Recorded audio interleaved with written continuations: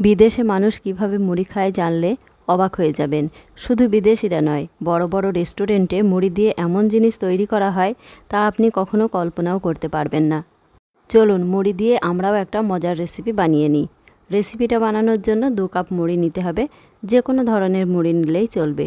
মুড়ি খেতে খেতে অনেক সময় নরম হয়ে যায়, তো নরম মুড়ি ফেলে না দিয়ে এরকম দুর্দান্ত স্বাদের রেসিপি বানিয়ে নিতে পারেন। এবার এর মধ্যে দিয়ে দিতে হবে 2টো কাঁচা ডিম। আমি এর সাথে 2টো ডিম ইউজ করছি। ডিমের পরিমাণটা আপনারা বাড়িয়েও দিতে পারেন, তবে 2 কাপ মুড়ির সাথে 2টো ডিম একদম পারফেক্ট।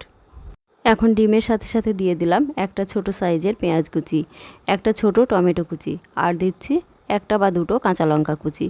স্বাদ মতো একটু লবণও দিয়ে দেব।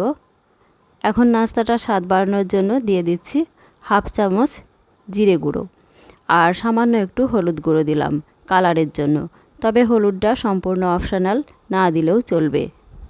সব শেষে দিলাম 1 চামচ তেল। এখন সব কিছু ভালো করে মিশিয়ে নেব।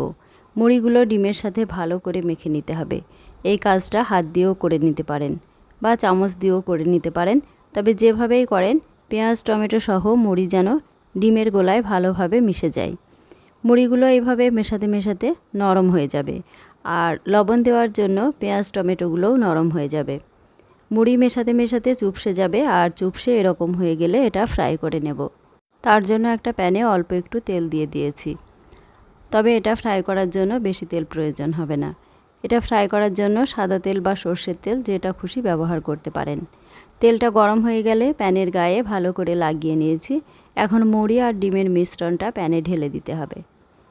মুড়ি ডিমের পুরো মিশ্রণটাই প্যানে ঢেলে দিলাম, তারপর চারিদিকে ছড়িয়ে দিতে হবে। এখন হিটটা একদমই লো করে দিতে হবে। এখন মিশ্রণটা প্যানের চারিদিকে গোল করে ছড়িয়ে দেব। ডিম মুড়ির মিশ্রণটা প্যানটা ভর্তি করে চারিদিকে ছড়িয়ে দিলাম। তারপর একটা স্প্যাচুলা দিয়ে উপরটা সমান করে দিয়েছি। তারপর এটা 1 মিনিট ঢাকা দিয়ে রেখে দিলাম। এখন চারিদিকটা এভাবে একটু তুলে দেখতে হবে আর নিচের পিঠটা কতটা ভাজা হয়েছে। এখন নাস্তাটা উল্টে দেব। নাস্তাটা এখনও নরম আছে, তাই সাবধানেই উল্টে দেবেন। তারপর অপর পিঠটাও মুচমুচে করে ভেজে নিতে হবে। অপর পিঠটা ভাজার সময় প্রয়োজনে একটু তেল সাইড দিয়ে দিতে পারেন। আর 2 পিঠ মুচমুচে করে ভাজা হয়ে গেলে নাস্তাটা একটা প্লেটে তুলে নিচ্ছি। নাস্তা তো রেডি, এখন স্লাইস করে কেটে নিচ্ছি। প্রথমে এটা 4 ভাগ করে কেটে নেব, তারপর পিৎজার মতো পিস করে নেব। তবে এই নাস্তাটি কিন্তু পিৎজা নয়, পিৎজার থেকেও ভালো খেতে। যেহেতু এটা হেলদি খাবার, তাই বাচ্চাদের টিফিনেও দিতে পারেন।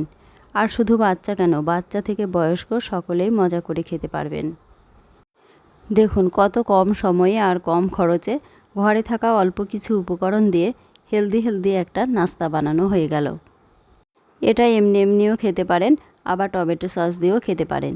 বাচ্চাদের টিফিনে দেওয়ার সময় এইভাবে একটু টমেটো সস দিয়ে দেবেন, মজা করে খেয়ে নেবে।